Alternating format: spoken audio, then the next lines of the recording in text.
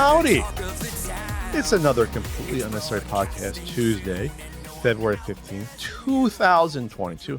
That's Ian, looking dapper in his Demon's Tilt shirt. Yes. I'm Pat Country in my future Urban Octopus shirt. On the show today, we're talking about the fallout of the Intellivision Amico saga. It's the start. We're just starting to get the radiation cloud over this. It's going to go on for a while, right? We'll also have there's going to be distinct eras to the fallout. We're entering phase 3 of this whole saga, though. Yeah, basically. Patreon poll topic. We're going to go back to the voicemails this week. Other little tidbits. Ian, how was your weekend? It was good. Spike's birthday was yesterday. Good old Spike. How old is little Spike? 19. He showed me a picture or tweeted. He looked as happy as usual. 19 years young, that boy. Just gave him a little bit of pork loin last night. A little bit of loin? Yeah, a little bit of loin last night for dinner. Appreciate that. Yeah, he did. He didn't even really chew it. I was afraid he was going to choke. He was just just downed it. Yep. Oh, it was hot? Well, it was a little warm. It was warm. Yeah. Oh yeah, cats like a little bit of warmed up. No, they do. I have found something that I've learned about the cat is because he gets very picky about his food as he's gotten older. Sometimes if you zap it in the microwave for 5-10 seconds and give it a stir, he'll eat it again. And I read that sometimes cats don't like cold food because cold means dead. Yeah. Oh yeah, they want to sink their teeth to a nice bird. They want that bird to be warm and thrashing. Oh, absolutely. Yeah. Oh yeah. You're going all moist food, right? All fresh food? Yeah, we don't do dry. Well, he gets a little bit of dry as a snack, but his main meals are wet food, and we don't give him a lot of dry food because it's bad for their kidneys. Yeah, I didn't realize how bad that was for dogs and cats until you read about it. This is actually terrible for them. Not as bad for dogs, but I still obviously probably want to give them some wet food or some real food, but mix it in at least. Yeah, cats, dry food, it dries them out. Yeah, it's not good. Yeah, because it goes in dry and all the moisture goes, and it ruins to that. It's all, not that say it should be outlawed, but it's just no, you can't. Yeah, just be careful. Definitely make sure you're feeding your cat at least one meal of wet food a day. We had the Super Bowl. Yeah, I did not watch. It was a good game. It was good because when you don't have to root for a team, you just relax. I can do that with basketball. I can't do that with football.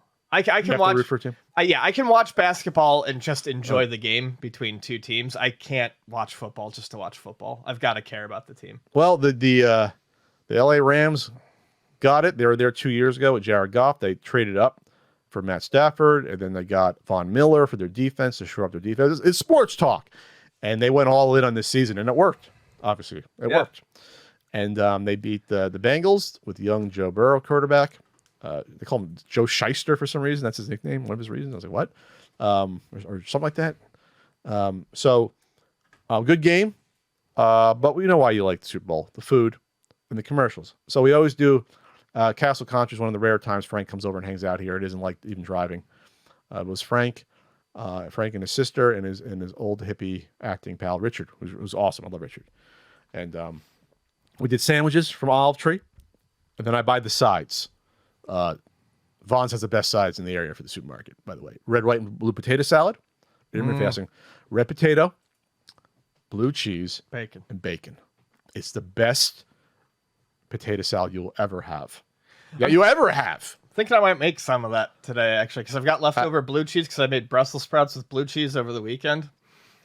Got leftover blue cheese. I got some leftover taters. Yeah. And being that it's not mayo based, it lasts longer too. I was saying you want to go 2 weeks, but I'm pretty sure there's some mayo in it. I've had it before, but I think it's light. Yeah, because it's blue cheese. Well, yeah. I guess at that point, if you're mixing the mayo with the crumbled blue cheese, you're making blue cheese dressing. Oh, okay. But we did that. I bought wings. It was on sale. I went to Good Old Sprouts, the best for the meat and fish in the area.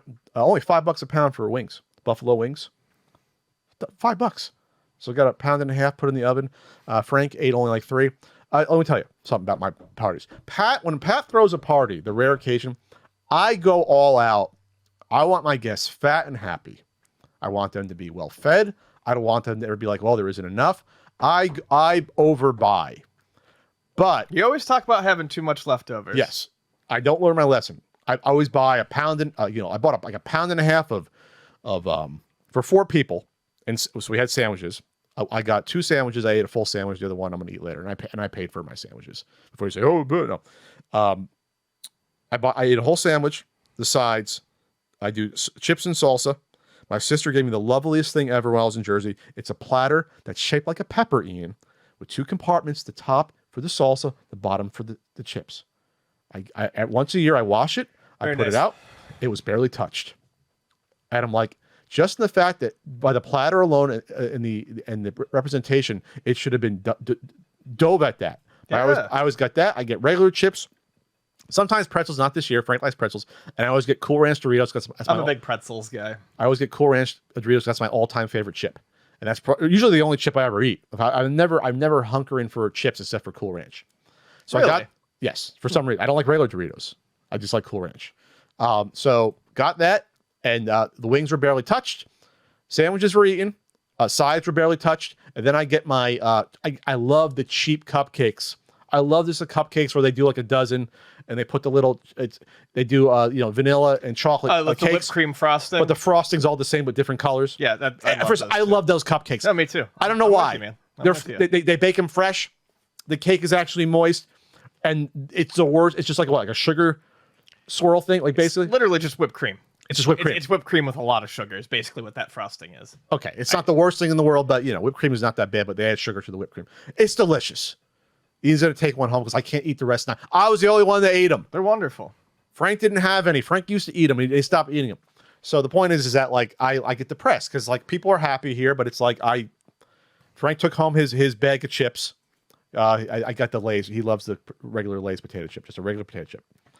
That's every once in a while I do too. I used to hate them, but Vonnie always gets them, and through stealing little like bits and pieces here and there, I don't mind the regular Lay's potato chip. Just a greasy potato chip, the regular greasy potato chip. I like it better than some of the flavored ones, that's for sure. Better than those fucking barbecue ones. I can't do a barbecue chip. Gross. I can't do a barbecue chip. I could do some, but not Lay's. Lay's barbecue chips are fucking nasty. I haven't had a Ruffles sour cream and onion in forever. Those are good. I haven't had one of those in forever. I used to like those as a kid. That was like my go-to as a kid was sour cream and onion, I think. Sour cream and onions. Clutch. Yeah, we don't have Wise out here, unfortunately. That's back east. See, I like Wise. I like Wise chips. Those are good. Or New York Deli. That was always back east. Remember New York Deli chips? Mm-hmm. They were usually like Cape Cod chips.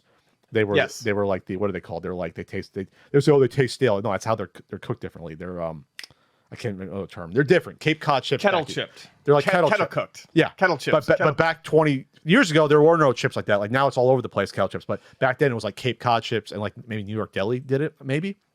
I don't know. Remember? New York Deli. Yeah, Cape Cod was the big one. I think Utz's my purple passion. Yeah, we don't have Utz out here either. That's a Pennsylvania company. Yeah. Anyway, chips are regional. It's fascinating. So anyway, I was disappointed. The commercials were fun, but there were mostly 2 categories if you didn't watch. There was about 7. This is a positive. This is what offsets each other, unfortunately. There was about 7 or 8 commercials for electric cars / SUVs. Almost all but one of the automobile commercials was for electric. That's good. But then you had about 7 commercials for crypto. There was a QR thing that was one of the things where the QR code. That's the Coinbase one. Yeah, the QR code was moving on the screen. Oh, this is a brilliant thing. It worked for me. I'm going to get my phone and see what that is. Unfortunately, it was hard to track it with take a photo, but eventually it worked. They should have had it move like randomly instead. So I did that. And then the commercial of the night for the first 90% was a brilliant commercial with Larry David being all curmudgeon-y throughout history about inventions. He's like a pharaoh, and someone's like, I present the wheel, and it's like, what is that? Can you eat it? You can roll a bagel. You can eat a bagel. Like, picture Larry David doing that all throughout history, like going to Edison. I'm not too worked up about the light bulb. Like throughout, hysterical. Like It's Larry. Throughout history, he's at like a Japanese board meeting saying, about the future's going to be like handheld like MP3 stuff. And he's like in Japanese saying it's not. And then you get to the last 10 seconds, a guy telling him about a fucking crypto exchange, and Larry's saying, "Nah, I don't see it. I don't see it, and I'm almost never wrong."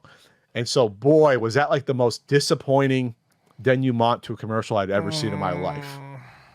Like Larry David is probably the last person on the planet you would expect to endorse or talk about crypto. He's the type of guy, if you walk on the street and say this, it sounds like bullshit. Like I can almost guarantee you that Larry David thinks crypto is bullshit, But like they probably gave him a ton of money or something, or he did it's probably like he did a favor to someone. on top. You know, like Right. he doesn't need. Larry David does not need the money to do that. The residuals from Seinfeld are ridiculous, are insane.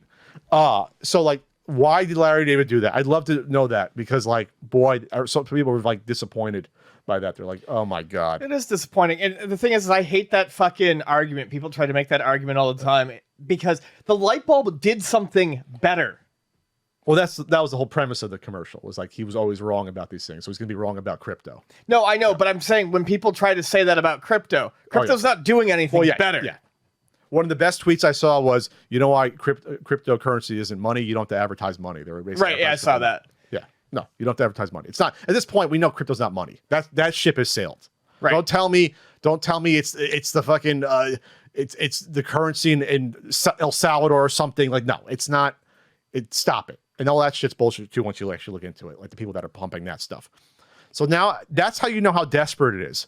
It's because this is what happened 20 years ago with all the .com bubble stocks, like pets.com. There was a couple years where there were an insane amount of .com commercials.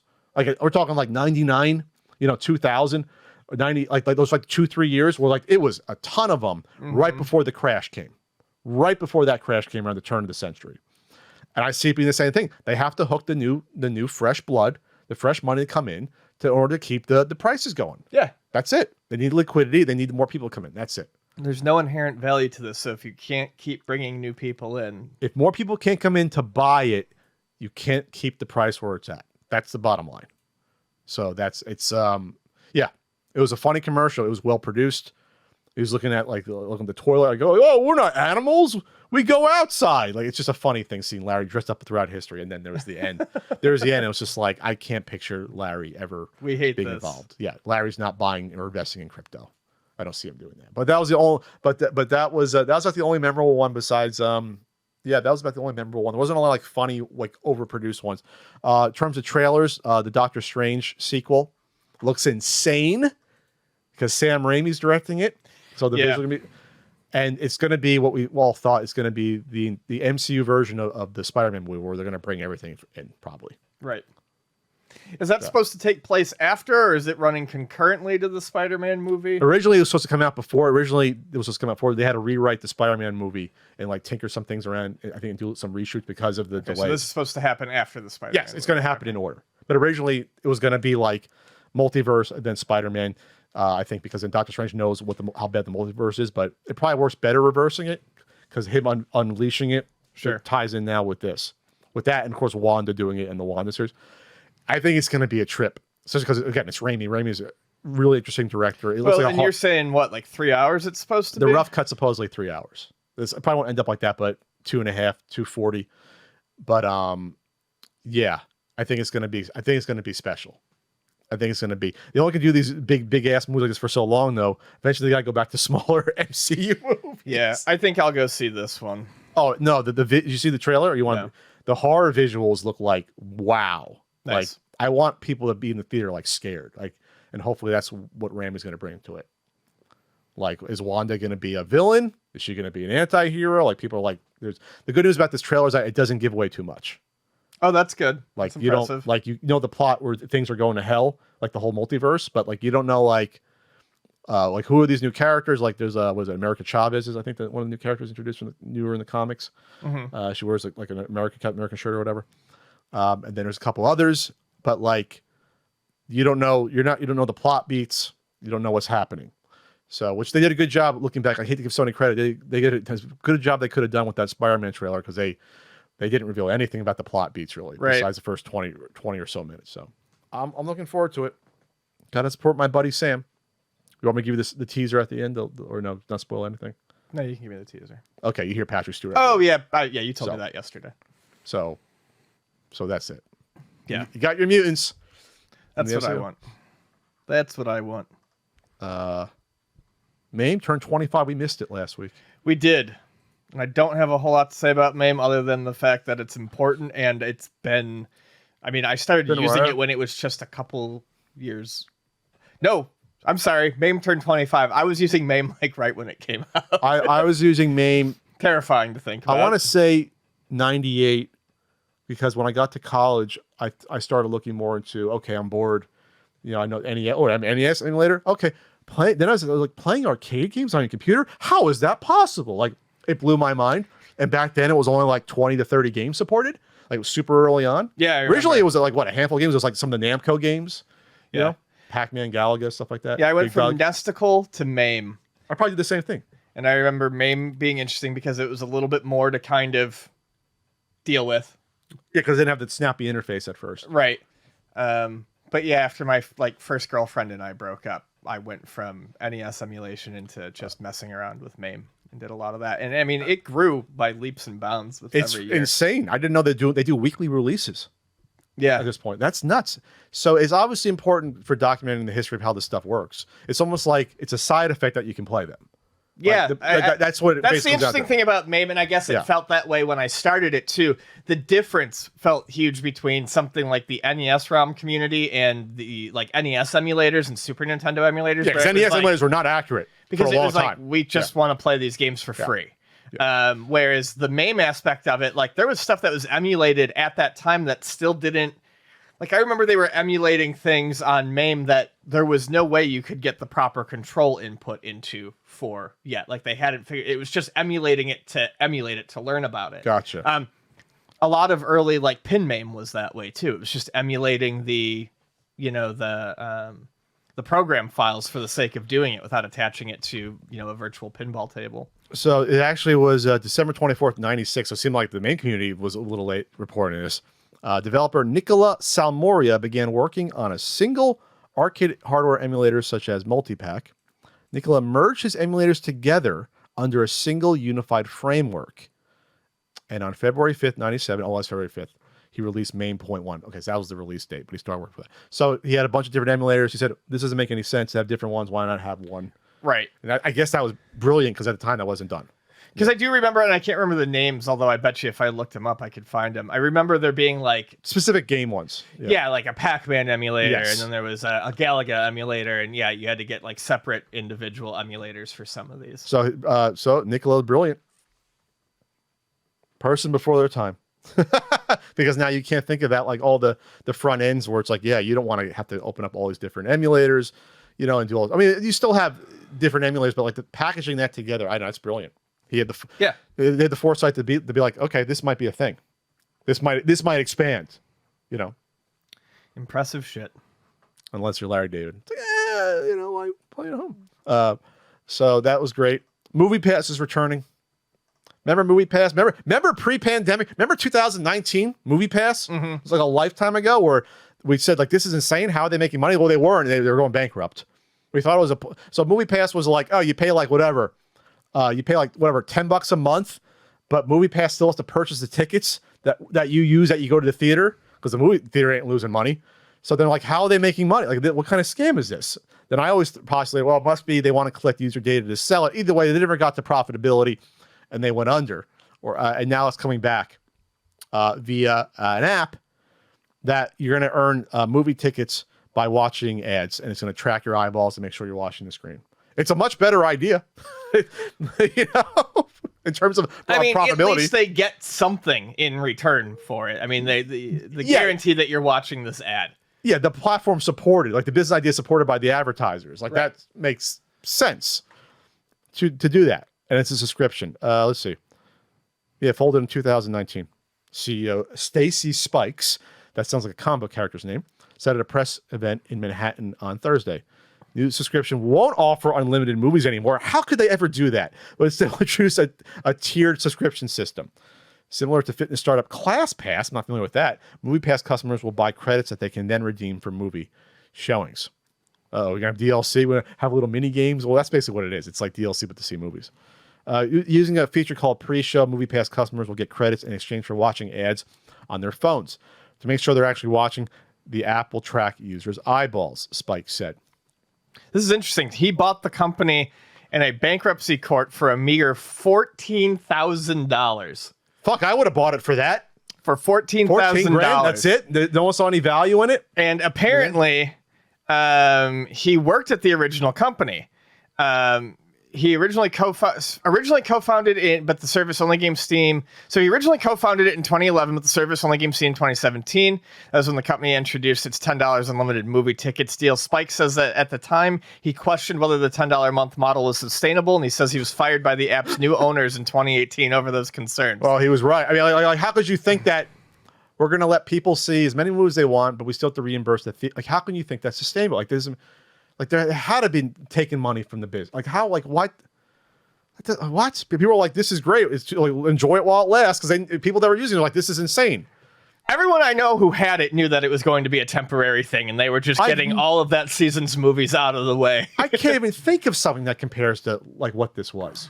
It's basically like you're getting like up to like $1,000. Like how many movies can you see in a day if you wanted? Like 4 movies at a theater, we'll just say 3 movies. I mean, technically, sure, you could, but I couldn't. Okay, we'll just say if you're a big movie fan, you'll maybe see, 2. You'll go every day and you'll spend $15 a day. $15 times 30, Pat, $450. $450 that you pay whatever it was, $10. Like, come on, you're killing me. Unless they had some deal with the theaters to like, oh, give us a cut of like the popcorn and soda revenue. I don't know, but that's nuts to do that. Even if you use it only twice a week. Well, I think that's what they were hoping. They were paying the money to these movie houses. I think to the distributors and the publishers for the rights, the studios. Jesus fucking Christ, Ferguson, think of the word. And I think they were hoping to make that up through like increased popcorn and drink sales. I don't know. It's ridiculous. No, if they had the studios backing, it would have made more sense. If the studios were like pushing for this, but like the studios want to get as much money as they can. They want $15, $20 per ticket, whatever it costs to see a movie now. We'll say $15. Anyway, well, we'll see. I'm sure someone will ruin this though, because eventually they'll be all over the web how to like trick this app. So you have it running for an hour and a half. And just have like a mannequin with eyes looking around. It's probably going to ask you, look at this. Put a Furby in front of it. But in a perfect world, they thought of that. It's going to have you ask, look at this corner of the screen and this corner, right? Several times to make sure. There used to be scams like this in college. My friends made thousands doing this, as 18, 19-year-olds. Remember those things they used to pay you to use their web browser? Remember these? We're talking like 99. I don't actually. Wow. There was all these things where if you use our web browser, which has ads integrated, for a certain amount of time, we'll pay you per time. Okay, I remember hearing about this, but I never used any of it. So, but you weren't supposed to have more than one account, obviously. Mm-hmm. And you had to move your mouse to make sure you're using it. Because obviously, if you know. Eventually, they popped up where, all right, there was these little programs that would move your mouse and click every now and then. So we got that covered inside the window. But then they figured out, I won't say who, because they got paid out a ton. They got paid. Freshmen at college getting thousands of dollars a month. That's, when you're a freshman. Yeah. When you don't have to pay for your food anyway because your parents are paying a meal plan, they figure out how to do multiple browsers and accounts and somehow have it go and keep the browsers all active through whatever program, whatever they did. They tricked the company. They bankrupted these companies. I never got into it. I said, you guys are gonna get in trouble. I should have done it. I had the one going and got paid. Not gonna paid. get in fucking trouble for that shit. Well, once they found out your accounts, they could ban your. Sure, they could ban your account, but I mean, it's not like the cops are gonna come knock and be like, "Give us back that cops. money." I mean, a civil lawsuit, Ian, not the cops. But these existed over 20 years ago. Yeah, people out there will remember what I'm talking about. They'll remember that. You're super excited about the Futurama revival, right? No, I am not excited about the Futurama revival at all. I wish that companies would stop bringing shit back that doesn't need to be brought back. It's happening so much that these things are going away again without even realizing, like the Punky Brewster revival. Did that even last past a season? No, I don't even remember that. Like I barely remember that. That's the whole point. There's a couple Fuller House, rest in peace, Bob Saget. There's some of these that last year's. Most of these they just die on the vine. No one. Yeah, we have nostalgia. Then it's oh, that's cool. Punky Brewster's back. I remember watching Punky Brewster when I was 5, but then you realize the show was only on for 3 years and it wasn't as big as what you thought it was. You know what I mean? What do you actually remember from Punky Brewster besides her cute little outfit and her pigtails? What do you? And then it goes away again because no one wants to see Punky Brewster when she's 40. No one cares. Who cares? Yeah, I don't know. It's weird that people keep marketing to us as an age demographic like that. I mean, it's the thrill of that is going to be gone in moments. You're really going to sit down and watch multiple seasons of Punky Brewster coming back. It was one season. Yeah, it was one season. So Futurama, was on Fox. It was famously canceled. Because it was critically beloved. It was critically Matt beloved. Groening, original Simpsons creator, was the showrunner. It was brought to. It found second life through DVDs, and Comedy Central used to play them. Comedy Central put it on Adult Swim, and then Cartoon Network put it on Adult Swim. They did a few. I think they did 4 straight to DVD movies that basically act as additional episodes after the. And tied it up. That tie up that was about 8 years ago, something like that. Probably even longer, 10 years ago, 12 years ago. 2013 for which one? For the revival. Oh, I'm talking about the movies. The movies are pre-revival. Oh, the movies are pre-revival. Yeah, movies are pre-revival. Okay. Movies are pre-revival. And then they brought it back in 2013 to, I believe, Comedy Central. And it went for another, I think, 4 seasons. So, okay, it was 2008, and then 2013 was the final movies. Okay. Or final revival. Well, it's not the final revival Well, not anymore. So they brought it back. I can't keep track. I did not like it when it came back. I've been told that I need to go back and give it a second try. Let me put it this way. Futurama is one of my favorite cartoons, period. I thought the first 4 seasons were just about perfect. I don't know why it grabbed me, because I'm not like a massive Simpsons fan, but I really liked Futurama. I thought it tied up. It ended okay, for what it was with what they had. The movies were decent, and then they brought it back for Comedy Central, and it just turned into it like immediately felt different. Like it was all very time sensitive jokes. Like the last episode I watched, I think it was the second episode of the revival. It was like 22 minutes of Susan Boyle and American Idol jokes. So that would have been 2010. Yeah, and it was just like, okay, so now I'm confused. I saw the last. Did I see the last movie then in 2009 when it came out to tie it up, or did I see the last revival episode 2013 to tie it up? No, highly doubtful you saw that episode. What I saw looked like an ending to me, like it looked like a final ending. So maybe that was in the movie one. Did that tie it up, the last movie episode? I think it did. Yes, it did. So you're saying then they undid that for more seasons after? They undid it, then undid it for movies, then undid it for more seasons, which apparently had a very good ending according to people. The ending I saw, whatever one was a very nice, like heartfelt ending. And I'm like, there, you got an ending. It's like it was undone. Okay. Okay. So basically, there's the original run, the movies, Comedy Central run. And now this. Gotcha. So they've brought it back kind of twice already. And stop. Here's the crazy thing. They don't think they've said John DiMaggio is not coming back for Bender. Which is the most famous character. You can't have the show without that voice. And they're going to recast it. You can't do that. You can't. That voice is so specific. You'll get close. You can't do it. So Cranky Ian, long story short, loved the first run of it. Thought it was great. Was really excited for it to come back the first time because everyone seemed excited about it. I felt like, this show did. I normally am very against things coming back, but I was like, this show didn't get the chance it deserved. I was like, I'd like to see another season or 2. Sure. And it was awful. And then they ended it and people were actually happy with the ending. They were like, it wasn't great, but it ended okay. And now they're bringing it back again without one of the main voices. Right out if you're going to do that, write out the character. Fucking kill Bender. You can't do it. Bender's... No, you can't do it either way, but it's even worse to feel like, to say you're going to change the voice. It's an iconic voice. It's one of the 3 main characters, basically. It has to be in the episode. Like, you can't do that. So, I wish they would stop doing this shit. Just let it be. I'm guessing was it a money dispute or contract dispute? I don't know. Something like that. But you gotta figure that out. You have to. It's like changing the voice of Bart Simpson or Homer. You can't do it. But even with Bender, I still wouldn't be interested. Wouldn't be in it. Like, just fucking let it go. It's tough to do that. I like how Archer's been on now for like 11 years, and they knew they was getting old, so they started doing these like changing up the seasons, like because Archer was in a coma. So this season takes place like in 1946 or whatever. Mm-hmm. This one takes place in some like island adventure. Now we go to space. So they kept the same characters but changed the formula so it didn't get old. Now it's going back to them being normal. So like, when you drop these shows, when you have a show go on for so long and then you come back 8 years later, then another, everything changes. I can't see how you can have continuity with the creative side, or obviously it sounds like when they brought it back to Comedy Central, it was totally different. Felt different. Yeah. You can't do it.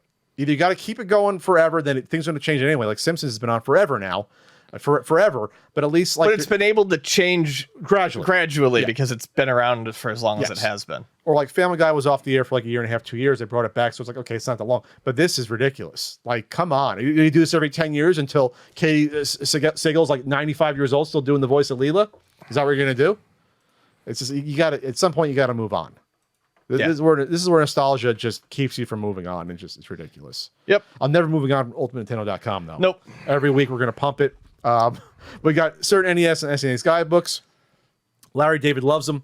We got enamel pins going on, RBI baseball stickers, and the limited T-shirt, which we're down to only a couple of sizes. But you better buy them before SoCal Gaming Expo or just SoCal. Yeah, SoCal Gaming Expo, February 26th, 27th, and at the Ontario Convention Center in Ontario, California. We'll both be there. I'll be there. We'll be smiling. And so, well, you can't see our smiles with the mask on, but we'll be smiling. It's going to be cool. And come out and say hi, and we'll probably do a panel. I think we're doing a panel. I would imagine we're doing a panel. And I'll be on Twitch Wednesday, twitch.tv/CountryCode for all your retro TV commercial needs. I've been on a roll lately. I have fun doing it. I relax. Ian loves them. He's there once every 59 weeks, we'll just say. Yeah, sure. I'm there. You want to talk about the Army shutting down video games as a recruitment tool? Army propaganda. America's Army has been shut down. So this game has been around for quite some time. I remember there being versions of it on the original Xbox. America's Army. Yeah. But it was a first-person shooter that basically was used as like a recruitment tool. And no more. I guess they've decided to, it's not worth keeping up anymore. It reached 20 million players. 20 million players is over 20 years. Yeah. Okay. It's a lot. Free to play. Got it. Yep. So, they basically looked at how games like Call of Duty and things like that were getting people interested in, military service, military duty, history, things like that. And they were like, well, why can't we create our own Armaganda game that can get people into it? So they did. I never played it. I don't know anyone who played it, to be honest with you. I never heard of it. I didn't know it was still going. I definitely had heard of it, but I had no idea that it was still going. I guess it was well made if people were still playing it. Like it was a well made game. I mean, it looks like Call of Duty. Look at the screenshots. A 2008 study from the Massachusetts Institute of Technology found that 30% of all Americans aged 16 to 24 had a more positive impression of the Army because of the game. And even more amazingly, the game had more impact on recruits than all other forms of Army advertising combined. That was back then. Yeah. Okay. So that's kind of terrifying, to be honest with you. Hey, play this video game and join the real deal. We're going to blur the lines. I mean, we do that with movies anyway. Yeah, but to use it as a direct recruitment tool. I mean, I watched G.I. Joe. You're saying, yeah, you click for more information how to sign up, I guess, or whatever. No. Yeah. They get you young. I mean, God, we had military people always at my high school. We did too. To recruit. One followed me home one day trying to get me to join, and then my dad cussed him out and told him to never he followed you home, like you got on the bus with you? Like, how did he follow you? Or you walked home? Yeah. You walked to school? I walked home, and then he showed up at my door. I'm like, how do you know where I live? My dad was like, don't ever come here again. My son's not joining the Army. Hey, recruitment officer, I'm not saying Eden couldn't serve well in the Army, but I mean, come on. Here's the thing about the Army, though. It has nothing to do with what your physique looks like, especially in high school. I was saying about your physique. I wasn't going there. I was just saying like they go for the fucking weirdos and the loners. You were dropping acid every day. Yeah. they try to go for the weirdos and the loners. The other thing is that the Army is mostly non-combat. Like the Army is like, from people I talk to, it's like being in the Navy. Like it's just a job you have for a lot of it. Most people are not on the front lines fighting with M16s. So you can do whatever in the Army. You can be a clerk. I'm recruiting, but that's the thing about the Army. It's not like the Marines. When you're a Marine, you're more likely to fight, like because you're the front lines. Army is, Yeah. So. Yeah, I used to learn all that from talking to the military people who'd shop at Luna. Navy is less combat right now too. I mean, they always have a detachment, but the Navy's support role. Yeah. If it's and obviously in the sea, but yeah, but you meet people in the Navy and they talk like they're just working a shift. That's how it is. I got going in for my Navy yeah, shift. that's what it is. I'm not putting it down. I'm just saying that's how the Navy and Army is more than like the Marines. Sure. So yeah, I'm just working a shift. I'm just gonna do my shifts. Like you mean Navy? Like yeah, I'm in the Navy. So, okay. Anyway, okay, well that's good. Can you bring back G.I. Joe, a cartoon, put the money in Army? No, because then it'd be like you couldn't have the wacky outfits. Ew, I don't want the Army doing anything. Okay. We missed a Nintendo Direct. God, why can't they do it on Monday? Nintendo Direct. There was a Nintendo Direct. And the joke was all the old people like us, all the old fogies. It was for us, that Nintendo Direct. Yeah. So there were some announcements. The bigger announcements. It started off with a follow-up to Fire Emblem Three Houses. Three Hopes. Three Hopes is the follow-up. The Advance Wars 1 and 2 Boot Camp. Is that a recruitment tool? No, it's not. That's the thing. Nintendo can make war fun and cute. Mm-hmm. They can make tanks and blowing up shit fun and adorable. And I played that on the Advance, and maybe not legally. And I like those games. They're solid games. They're good turn-based strategy games. Yeah, I'm looking forward to this re-release pretty well. It was supposed to come out last year, got delayed until April. Look at those adorable tanks. See, that's what television should have done. They should have copied the tanks from there. And I believe Way Forward, is doing the Advance Wars remake. Weird one that I saw, No Man's Sky coming to the Switch. I'm curious, Ian, because now we're talking like, what is it, 7 years after it came out, 6 years? Like totally different game. Oh, it is. I mean, I played on the PC and I keep up with it. It's a drastically different game, and it's a fucking fantastic game at this point. Whether or not you want to, forgive the past is up to you. But it is now the game that they wanted it to be, and then some. Non-exclusive. I play it on the PlayStation. I play it on my PC. I kind of want a portable version of it, but I don't know if I'm gonna dive in. If there's crossplay, I might.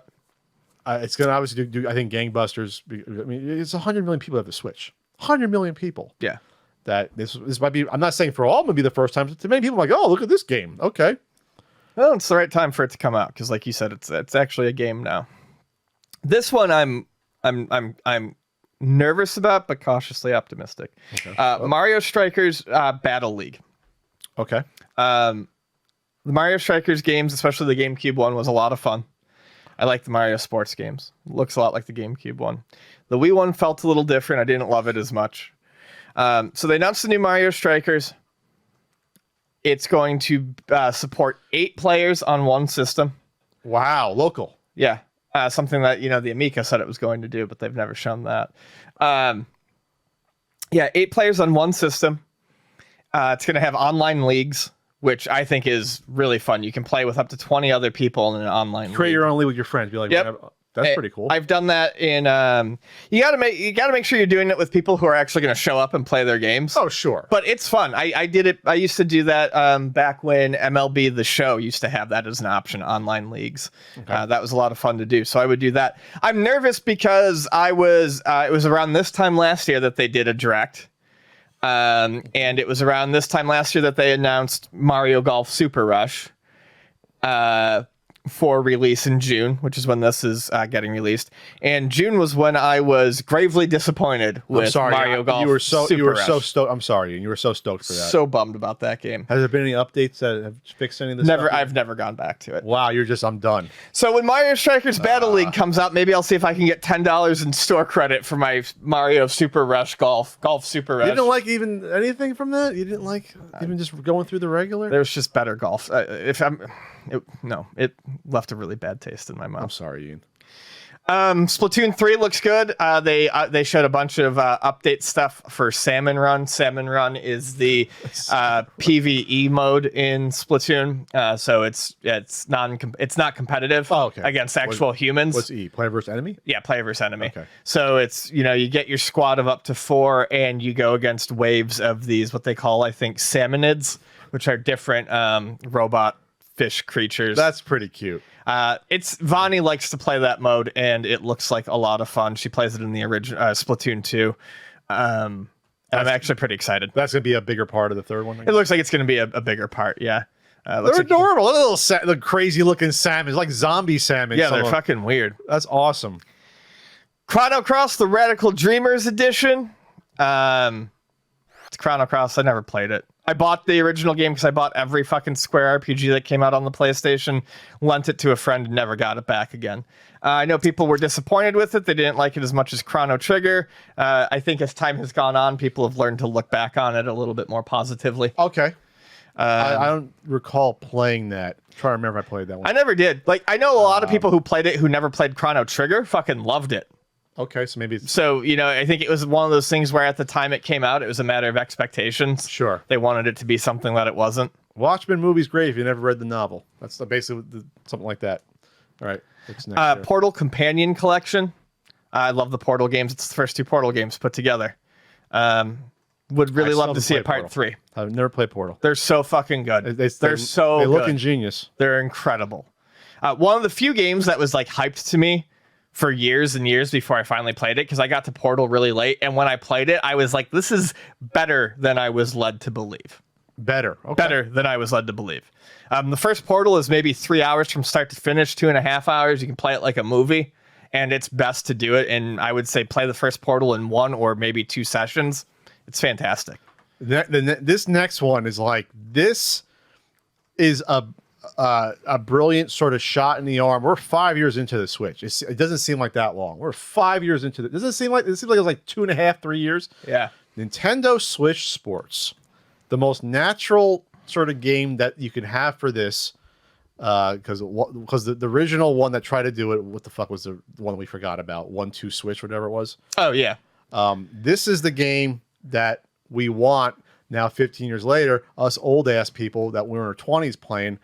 We want the motion sports games. Like it's been far enough that it's now retro Wii bowling. You know what I mean? Like it's 15 years. Yeah.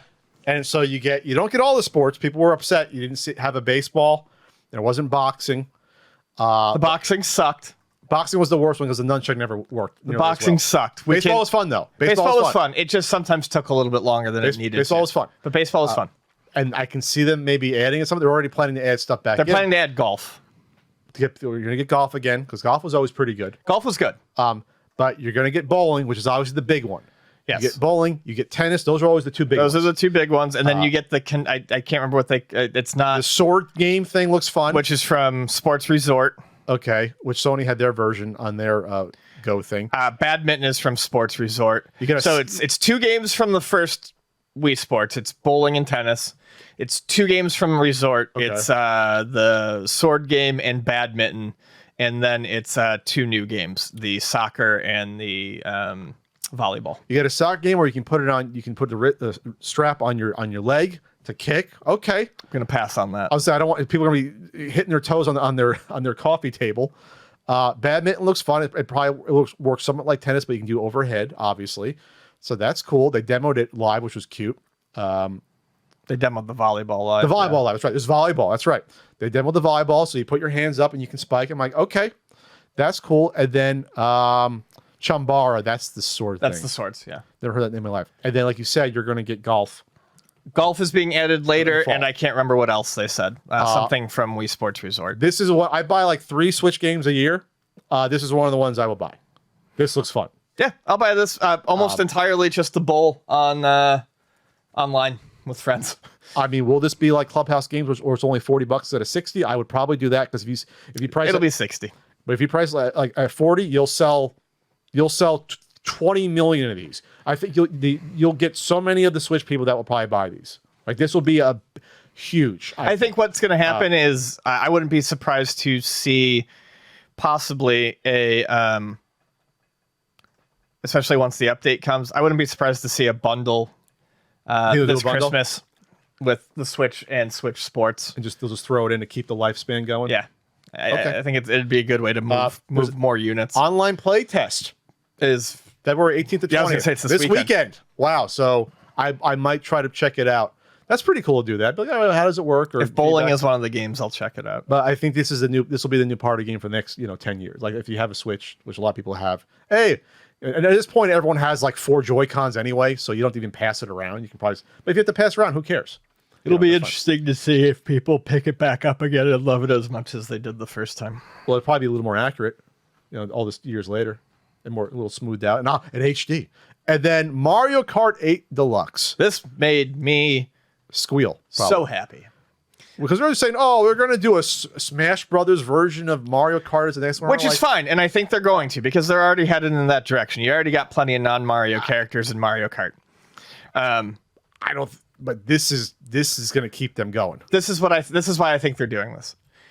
We're probably at the mid to the 2/3 point on the Switch.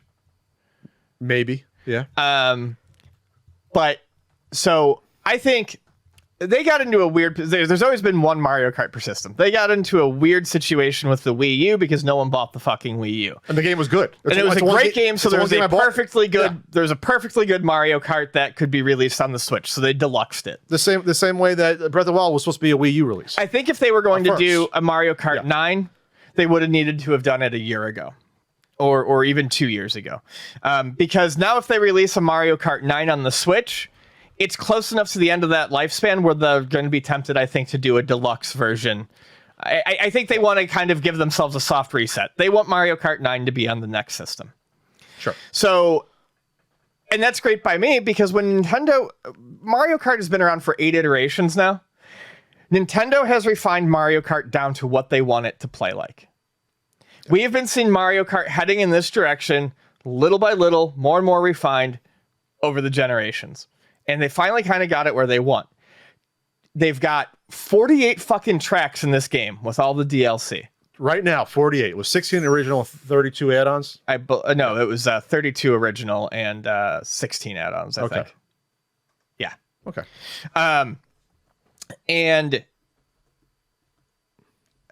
Sorry, to justify a 9, they would have to put some huge fucking gimmick in it to justify it. Because what 9 would be on the Switch, it would either be a dramatic change with a gimmick to justify the new release.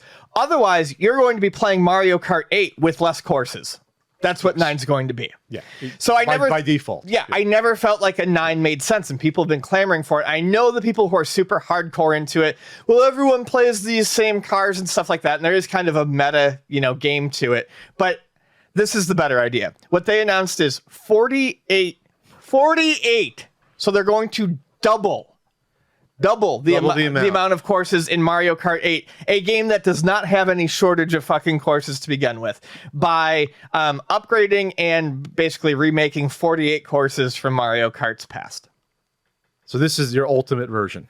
This to me is just about as ultimate as it can get. And I hate the fact that everything is pivoting to a games as a service, but let me make an argument for it. Something like Mario Kart 8 that has been around for as long as it has, and they know how they want to play it. They don't need to do fast iterations to fix problems. Something like Super Smash Brothers that has also been iterated. Release a Mario Kart at the beginning and a Smash Brothers at the beginning of every system lifespan, and just release shit for it. Plus, it's only $25, so it's not like they're asking for 60. But $25, I think, is reasonable for 48 tracks. It's just more than 50 cents a track. It's an insanely good price. 48 well-produced tracks, that are going to be fun, and like when you go to multiplayer, like you'll never run out of tracks to play. If you go like random or whatever, it's like that's nuts. Yeah, 48. I already sit there with my friends and play and go, man, I haven't seen this track in a long time because. The online mode does tend to shove the more popular tracks to the front, the ones that are voted for more. But yeah, every once in a while, you'll see a track that got lost in the shuffle, and you're like, I haven't fucking played this in like days. So with another 48, that's crazy. Tracks from all the previous ones, they didn't say new tracks, so I would not count on new tracks.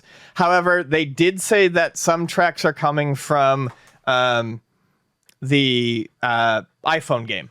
So to me, those are going to be more or less new tracks. Sure. And then obviously from, Double Dash 64, Wii.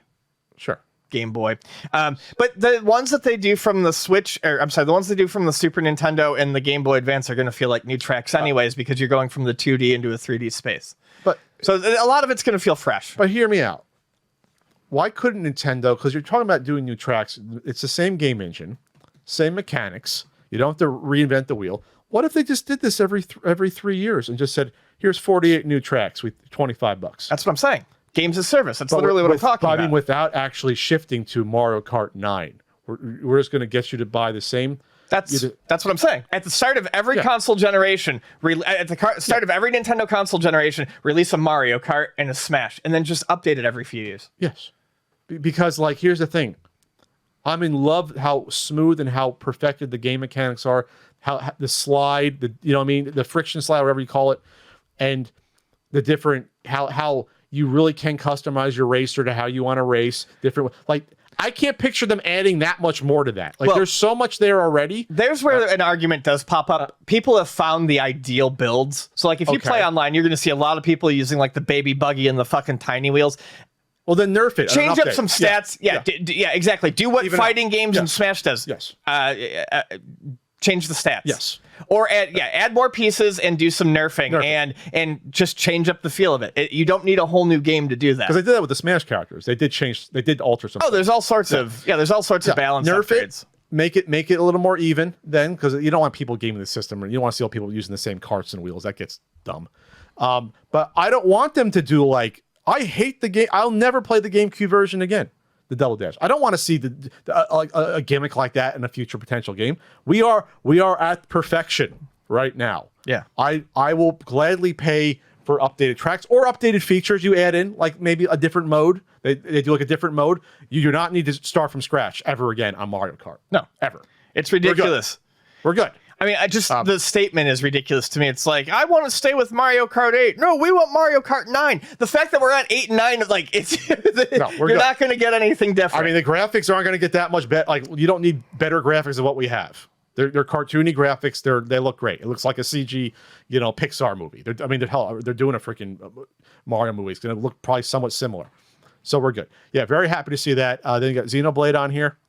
Looks like. Yeah, don't care. A lot of people like that series. No, okay. It's a good series, but it's like with every one that comes out, I just feel like I'm further and further from ever starting it. But people say they're really good. My friend John swears, co-host of Extra Napkins, swears that Xenoblade Chronicles is the greatest RPG he's ever played. Okay. And he doesn't like anime and shit like that. He doesn't watch any of that. He doesn't do any of that. He fucking loves that game. Some RPGs speak to people in a certain way. That's like his game. He loves it. I love Chrono Trigger. I wish I should go back to it and play it from the start again.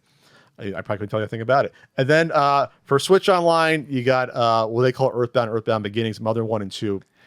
Mother 1 and Mother 2. It was I feel bad for the people who were hoping for Mother 3 to get announced there, but they don't have an official GBA emulator that they're using yet on there.